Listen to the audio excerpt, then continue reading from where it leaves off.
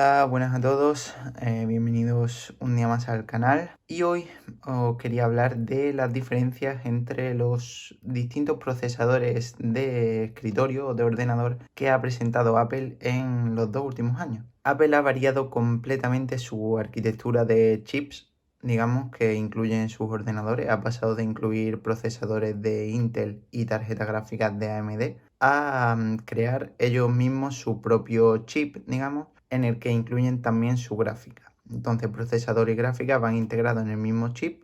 Es un chip de diseño y fabricación propia por parte de Apple y han presentado 3 versiones distintas y hoy vamos a ver sus diferencias. Cabe destacar que este va a ser un vídeo meramente objetivo, no voy a dar ninguna impresión porque no he podido probar ninguno de los chips. En el futuro, si puedo probar alguno, pues ya os comentaré mi experiencia más con el producto que con el chip. Pero este es un vídeo objetivo en el que vamos a hablar de datos y de diferencias. El cambio más sustancial que hay en estos procesadores es la arquitectura. Pasamos de los chips de Intel con arquitectura x32 o x64, mayormente x64 en el caso de los Macs, a una arquitectura ARM, que son arquitecturas que ya habíamos visto en chips de ordenadores, pero sobre todo en chips de móviles y tablets. La arquitectura, por ejemplo, que llevan usando los teléfonos Android desde su inicio y también los iPhone.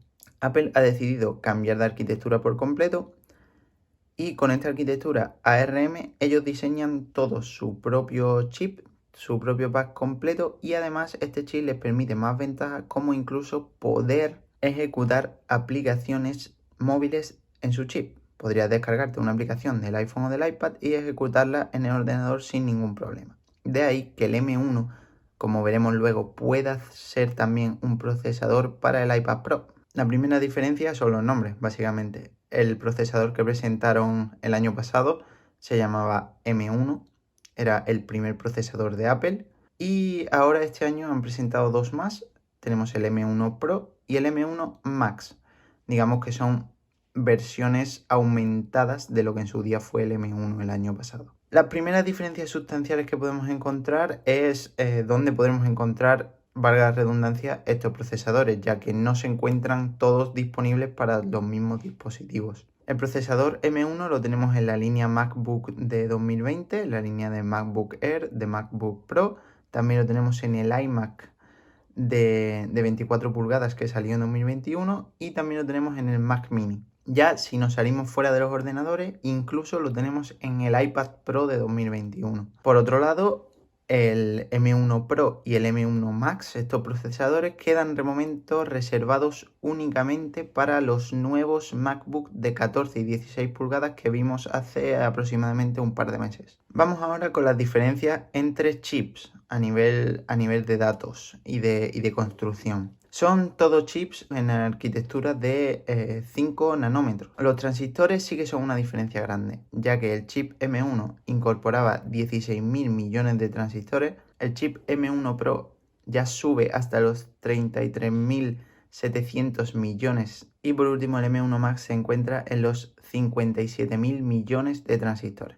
Ahí vemos una diferencia sustancial claramente de mayor a menor entre el M1 Max, el M1 Pro y el M1. Los núcleos, también hay varianza en los núcleos. El M1 es un procesador de 8 núcleos, el M1 Pro es un procesador de 8 o 10 núcleos, ya que la versión más barata de los MacBook de 14 y de 16 tienen opción de un M1 Pro con 8 núcleos. Todos los demás son de 10. Y el M1 Max solo tiene opción exclusiva de 10 núcleos. Estamos hablando siempre del procesador, todavía no hemos hablado de la gráfica. También hay mucha diferencia en cuanto al consumo, ya que el chip M1 estamos hablando de un consumo que oscila entre los 20 y los 24 vatios, mientras que los chips M1 Pro y M1 Max ya suben hasta aproximadamente unos 60 vatios de consumo. Nos vamos ahora a la diferencia entre las gráficas, la GPU.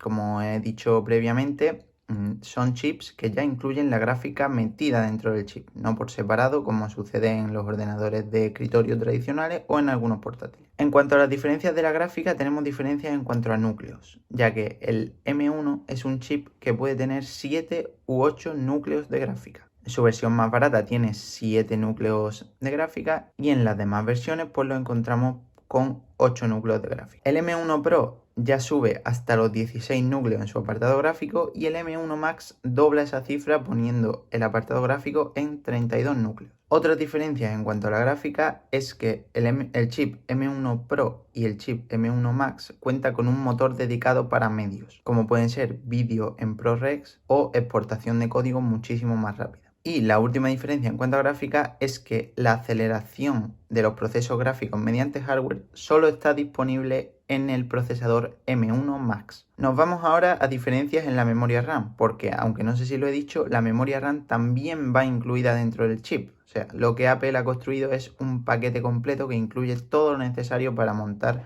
un chip de ordenador completo con su procesador, su gráfica, su RAM e incluso la tarjeta de red que hablaremos luego. Las diferencias en memoria RAM son bastante sustanciales. Todos empiezan por incluir memoria LPDDR5. Después, las diferencias oscilan en los gigas de RAM que pueden soportar cada uno de los chips. El M1 empieza en los 8 GB de RAM y llegará como máximo hasta los 16 GB de RAM. El M1 Pro parte desde los 16 y llegará como máximo hasta 32 GB de RAM. Y el M1 Max partirá de los 32 y llegará como máximo hasta 64 GB de RAM. Nos vamos a uno de los apartados ahora en los que más diferencias hay, ya que dentro del chip se encuentra también la tarjeta de red y hay muchas diferencias en cuanto al ancho de banda que puede soportar cada uno de los procesadores. En el M1 el ancho de banda se limita hasta aproximadamente los 70 GB por segundo. El M1 Pro sube aún más esta apuesta hasta los 200 GB por segundo. Y el M1 Max dobla al M1 Pro situándose alrededor de los 400 GB por segundo. Vamos ahora con la diferencia en rendimiento. La diferencia en rendimiento, como digo, vamos a tomar datos objetivos. En este caso del benchmark Geekbench 5 que hace la prueba de rendimiento a estos procesadores y nos arroja unos números, una calificación en la que podemos ver diferencias entre ellos. En cuanto a la producción con un solo núcleo, vemos que estos tres procesadores son bastante similares, ya que de hecho comparten la misma arquitectura en gran parte de su construcción. Las puntuaciones son muy similares, de hecho incluso vemos mayor puntuación por muy poco en el M1. Vemos puntuaciones de 1748 para el M1 y 1738 para M1 Pro y M1 Max. Las diferencias más sustanciales vienen cuando hablamos del multinúcleo, cuando hablamos de los procesos que se ejecutan con todos los núcleos del procesador. Es aquí donde el M1 tiene una puntuación de 7725 y el M1 Pro y el M1 Max ya suben la apuesta más de 5000 puntos, llegando hasta los 12.447 puntos cada uno. Si vemos la tabla, parecería que no hay mucha diferencia entre el M1 Pro y el M1 Max, y en realidad es que los chips son bastante parecidos. La diferencia reside en los complementos que llevan estos chips. Si nos fijamos en lo visto anteriormente, el M1 Max lleva una tarjeta de red que acepta una mayor velocidad, concretamente el doble que la del M1 Pro, y además podemos añadir hasta el doble de RAM que en el M1 Pro, lo que dará un mayor rendimiento, pero tampoco nos debemos olvidar de la diferencia en la gráfica, en el apartado gráfico, que nos permitía la aceleración desde el hardware, algo que será muy bueno para aquellas personas que editen vídeo o compilen código, que suelen ser los usos más dados para ordenadores de Apple.